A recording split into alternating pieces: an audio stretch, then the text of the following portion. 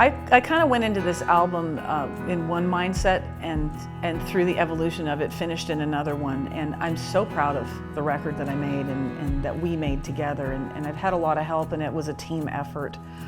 I think it digs deep for me. It definitely is a reflection of where I'm at in my life right now. So it's vulnerable, it's fun.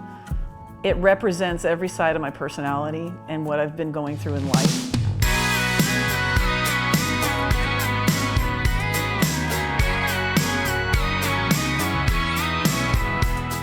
Well, the title of the album is called Raising the Bar, and there are several reasons for this title. And it started out that I just noticed the first version of the record was actually a 6-song EP, and it's evolved since then. But when I started with the EP and started writing songs for it, I noticed there was a common theme that had a lot to do with alcohol going on through each song.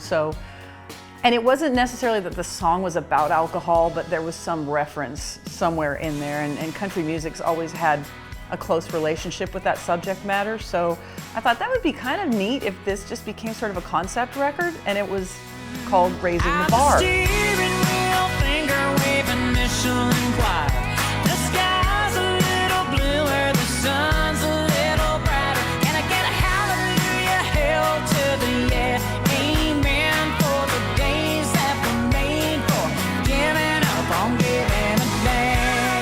Raising the bar metaphor also applies to the fact that I'm at an age now and a point in my life where I think that a lot of us look back and reflect on how much time's gone by and how much time we have left and how we want to spend it, who we want to spend it with, and what we want to do with that. And it's very important to me to, as an artist, to make sure that I write and record songs that fit in with where I am emotionally at that time. So I'm trying to raise the bar as a human being and where I'm at in life. This album was done in 3 increments. It started out an EP with 6 songs that I went in and recorded with somebody I totally admire, a guitar player named Stuart Smith.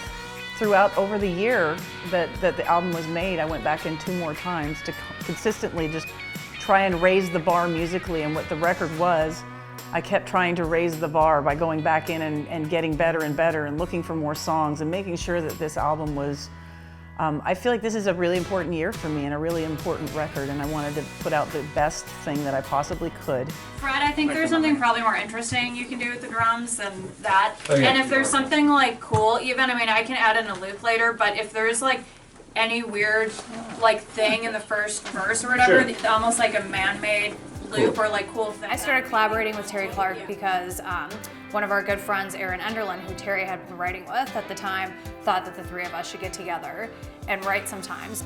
We just had this connection writing-wise, became good friends.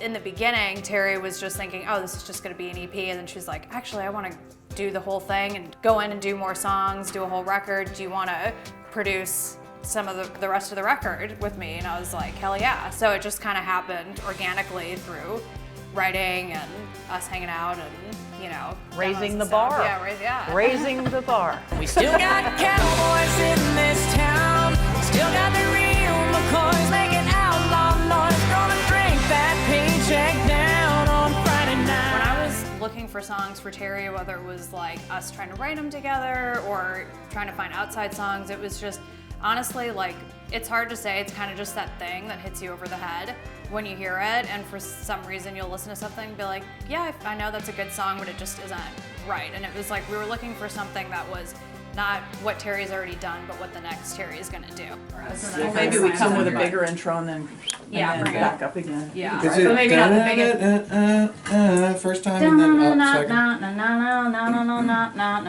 Yeah, and I think it was like double stuff, like double stops kind of thing. Yeah. You do you. So Yeah, but you do Alex you. is you know, somebody I didn't know for previously going into it, and the more I got to know her and her talent, to me, I feel like it was an opportunity for me to freshen things up and get somebody involved who knew all the newfangled ways of doing things and had that level of talent she has.